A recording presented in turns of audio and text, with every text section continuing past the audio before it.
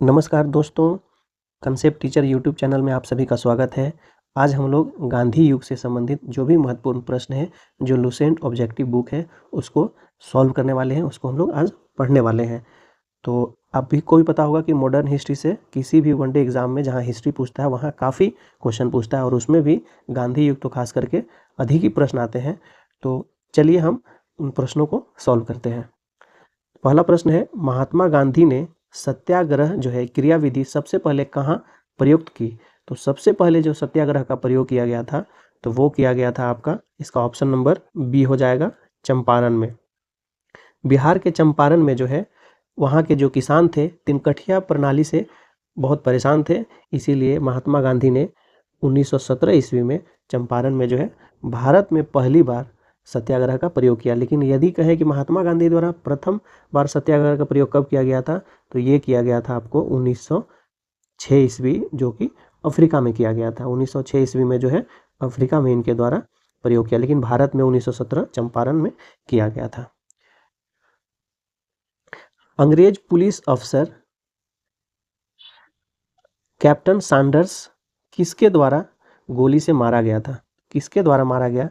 तो इसका सही आंसर हो जाएगा Bhagat Singh, option number D. तो भगत सिंह जो है कैप्टन सैंडर्स को जो है गोली मारे थे। तो ये कब मारे थे? तो ये मारे हैं आपको दिसंबर 1928 में।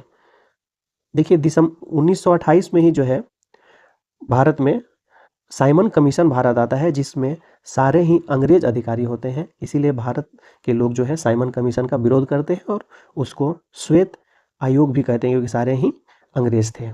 तो इसी आंदोलन में, इस जो आयोग था, इसका विरोध करने के लिए आंदोलन चलाया जा रहा। उस आंदोलन में जो है लाला लाजपत राय को जो है लाठी से मारा गया था, और जो लाठी चार्ज का जो आदेश देने वाला जो पुलिस अधीक्षक था, वो था जेम्स स्कॉट। तो जेम्स स्कॉट जो है आदेश दिया था लाठी चार्ज का, जिसके कारण जो है लाठी जो है आपको लाला लाजपत राय को चोट लगा था और वो कई दिनों तक हॉस्पिटलाइज रहे थे। 18 दिनों के बाद जो है उनका देहांत हो गया था, और उनके देहांत के इस गुस्से में जो है भगत सिंह ने ये डिसाइड किया कि जो कैप्टन सैंडर्स है, बल्कि वो मारना तो चाह रहे थे जेम्स स्कॉट को, लेकिन गलती से जो है वो पहचानने में भूल हुई और कैप्टन सैंडर्स को जो है वो गोली मार दिए थे लाहौर में। और इनके साथ जो सहयोग दे रहे थे, वो दे रहे थे आपका शिवराम राजगुरु। राजगुरु का पूरा नाम था शिवराम राजगुरु। तो भगत सिंह और राजगुरु ने मिलकर सैंडर्स को गोली मार दिया था, और पीछे से जो सपोर्ट में थे वो थे चंद्रशेखर आज़ाद, सपोर्ट कर रहे थे इन दोनों को बैक से। चलते हैं नेक्स्ट क्वेश्चन की तरफ। और इसमें ये भी याद रखिएगा कि इनको जो है 3 लोगों को फांसी दिया गया था 23 मार्च 1931 को। किनको किनको फांसी दिया गया था? तो भगत सिंह, सुखदेव और राजगुरु को फांसी लाहौर जेल में ही दे दिया गया था। नेक्स्ट क्वेश्चन, जय हिंद का नारा किसने दिया? तो जय हिंद का नारा देने वाले जो है कौन थे? तो देखिए, जय हिंद का नारा जो दिए थे, वो दिए थे चेम्पक रमन पिल्लई। कौन दिए थे?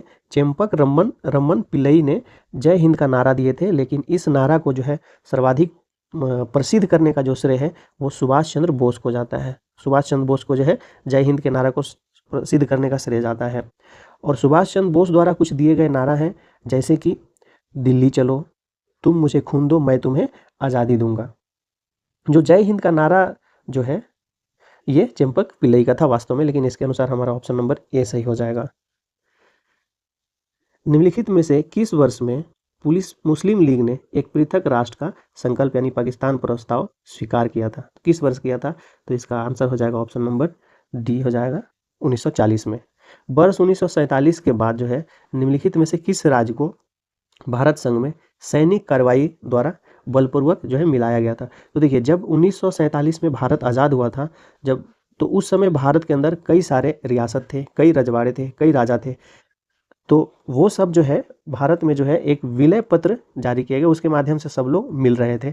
लेकिन कुछ ऐसे भी थे जो कि मिलना नहीं चाह रहे थे भारत में। जैसे पहला जो रियासत जिसने जो है विलय जो पत्र था उस पर हस्ताक्षर नहीं करना चाह रहा था, वो था आपका त्रावणकोर का। कौन था? त्रावणकोर का जो है ये, त्रावणकोर कहाँ पड़ता है? तो ये दक्षिण तटीय क्षेत्र पड़ता है, भारत का जो दक्षिण तटीय क्षेत्र है वहाँ पर पड़ता है त्रावणकोर। त्रावणकोर में हुआ क्या था कि वहाँ का एक दीवान था, त्रावणकोर का दीवान, जिसका नाम था सीपी अवियर। तो सीपी अवियर जो है वो नहीं चाह रहा था कि भारत में ये मिले। नहीं मिलने के पीछे कारण ये था कि अंग्रेज की मंशा थी कि अंग्रेज नहीं चाहते थे कि ये जो त्रावणकोर है भारत में मिल जाए, वो स्वतंत्र रहे। उसके पीछे क्या कारण था? तो उसके पीछे कारण था मोनाजाइट नामक एक अयस्क। तो मोनाजाइट जो अयस्क था, ये अंग्रेज जो है मोनाजाइट अयस्क के कारण ही त्रावणकोर को नहीं चाह रहे थे कि स्वतंत्र हो। तो मोनाजाइट अयस्क को क्यों चाह रहे थे? क्योंकि यह जो नाभिक हथियार के रूप में प्रयोग किया जाता था। अब है क्वेश्चन कि किसको भारत में सैनिक कार्रवाई जो है बलपूर्वक किया गया और मिलाया गया? तो इसका सही आंसर हो जाएगा हैदराबाद। तो हैदराबाद का भी जो निज़ाम है वो भी नहीं चाह रहा था भारत में मिलना, इसीलिए जो है वहाँ पर ऑपरेशन पोलो चलाया गया। एक सैन्य कार्रवाई थी जिसके तहत जो है हैदराबाद को भारत में मिलाया गया। इसी तरह से एक जूनागढ़ था, वो भी नहीं मिलना चाह रहा था। तो वहाँ का जो जूनागढ़ जो गुजरात में पड़ता था, वहाँ पर जो है जनमत संग्रह किया गया, यानी लोगों से जो है जनमत संग्रह करके भारत में इसको मिलाया गया था। और कश्मीर भी था, कश्मीर में भी आपको जो है जो वहाँ के जो राजा थे वो भी राजा हरि सिंह, वो विलय पत्र पर सिग्नेचर किए थे। उसके बाद कश्मीर भारत में मिला था। चलते हैं नेक्स्ट क्वेश्चन की तरफ। किसने कहा था तुम मुझे खून दो मैं तुम्हें आज़ादी दूंगा? तो ये कहने वाले कौन थे? तो सुभाष चंद्र बोस थे। दीनबंधु की उपाधि संबंधित है। तो दीनबंधु की उपाधि किससे संबंधित है? तो इसका सही आंसर हो जाएगा option number B, Chittaranjan Das, यानी कि CR दास जो है देशबंधु की उपाधि से संबंधित है। देखिए एक पूछता है एग्जाम में दीनबंधु, क्या पूछता है? दीनबंधु। और एक पूछता है आपका बंगबंधु, बंगबंधु। तो ये 3 बंधु से रिलेटेड क्वेश्चन आता है, देशबंधु, दीनबंधु और बंगबंधु। तो ये जो दीनबंधु है ये बोला जाता है एक CF जो है, CF एंड्रयूज थे। कौन थे? तो CF एंड्रयूज थे। इनको ही जो है बोला जाता है आपको दीनबंधु, CF एंड्रयूज। तो ये ब्रिटिश के एक पादरी थे और ये भारत में जो है, भारत के जो आपके गरीब दुखिया जो लोग थे उनको जो है ये काफ़ी मदद करते थे। तो दीन दुखियों को मदद करने के चलते ही इनको दीनबंधु महात्मा गांधी द्वारा कहा गया। और ये जो बंगबंधु है, ये जो है आपका पाकिस्तान से अलग बन के जो बांग्लादेश बना था, तो उसमें महत्वपूर्ण योगदान देने वाले जो आपके बांग्लादेश के प्रथम राष्ट्रपति हुए आगे चल के, उनका नाम क्या था? तो शेख मुजीबुर रहमान। जो शेख मुजीबुर रहमान जो थे, शेख मुजीबुर जो रहमान थे, उन्हीं को जो है बंगबंधु के नाम से जाना जाता है। और बंगबंधु का जो उपाधि है 1969 में जो है एक छात्र नेता थे जो पूरे बांग्लादेश के मेजॉरिटी लोगों की तरफ से इनको बंगबंधु का उपाधि दिए थे। कांग्रेस का 1929 का अधिवेशन, जिसमें पूर्ण स्वराज का लक्ष्य घोषित किया गया था, कहाँ पर हुआ था?